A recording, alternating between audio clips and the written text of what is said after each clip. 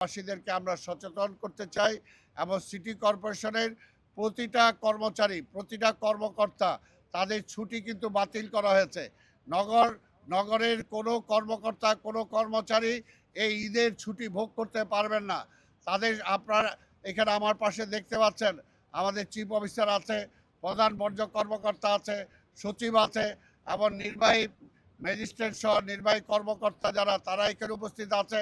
তাদের সবাইকে বিভিন্ন অঞ্চল ভাগ করে দেওয়া হয়েছে। অঞ্চল ভিত্তিক তারা দায়িত্ব পালন করবেন। কাজে আমরা তাদের সহযোগিতা তারা করবে। আমি আশা করব সিটি কর্পোরেশনের প্রতিটা কর্মী, প্রতিটা কর্মকর্তাও নিরলসভাবে পরিশ্রম করে নগরবাসীকে অন্তত একটা পরিচ্ছন্ন ঈদ, একটা আনন্দময় ঈদ দেওয়ার জন্য চেষ্টা করবেন, এই আশা পোষণ করে আপনাদের সবাইকে ধন্যবাদ জানিয়ে আমার বক্তব্য শেষ করছি। খোদা হাফেজ। বাংলাদেশ জিন্দাবাদ। আসুন আমরা বদলাই, তাহলে ঢাকা বদলাবে।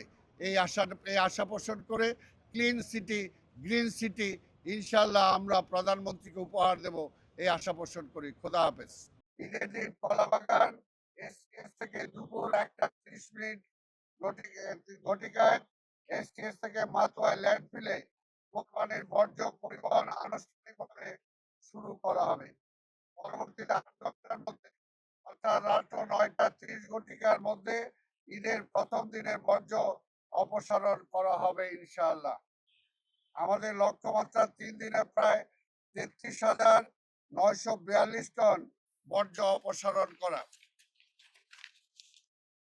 প্রথম দিনে প্রায় 15,935 টন, দ্বিতীয় দিনে প্রায় 11,776 টন ও তৃতীয় দিনে 6,231 টন বর্জ্য অপসারণের পরিকল্পনা রয়েছে। এই বিশাল কর্মযজ্ঞে প্রায় মোট 13,453 জন জনবল নিয়োজিত থাকবে। যান ও যন্ত্রপাতি নিয়োজিত থাকবে 2,117টি truck, computer, container carrier, payloader, dozer সহ অন্যান্য যান। এছাড়া সঠিক বর্জ্য ব্যবস্থাপনায় নাগরিকগণকে উদ্বুদ্ধ করতে ডিএসসির 75টি ওয়ার্ডে 46 টন ব্লিচিং পাউডার, 210 গ্যালন অর্থাৎ 1050 লিটার স্যাভলন এবং 1,40,000 বায়োডিগ্রেডেবল ব্যাগ বিতরণ করা হচ্ছে। কোরবানির বর্জ্য অপসারণ কার্যক্রম ও হাটের কার্যক্রম নগর ভবনের কেন্দ্রীয় নিয়ন্ত্রণ কক্ষ থেকে সার্বক্ষণিক মনিটরিং করা হবে। প্রতিটি হাটে আলাদা আলাদা তদারকি টিম ও নিয়ন্ত্রণ কক্ষের ব্যবস্থা রয়েছে। প্রতিটি হাটে আইন শৃঙ্খলা রক্ষায় নির্বাহী ম্যাজিস্ট্রেট নিয়োজিত থাকবেন। মেডিকেল টিম ও জরুরি সহায়তা টিম প্রস্তুত থাকবে। আমি আপনাদের মাধ্যমে নগরবাসীর প্রতি আহ্বান জানাই, সিটি কর্পোরেশনের 75টি ওয়ার্ডের সিটি কর্পোরেশন কর্তৃক কোরবানির স্থান নির্ধারণ করা হয়েছে। নির্ধারিত স্থানে কোরবানি করুন।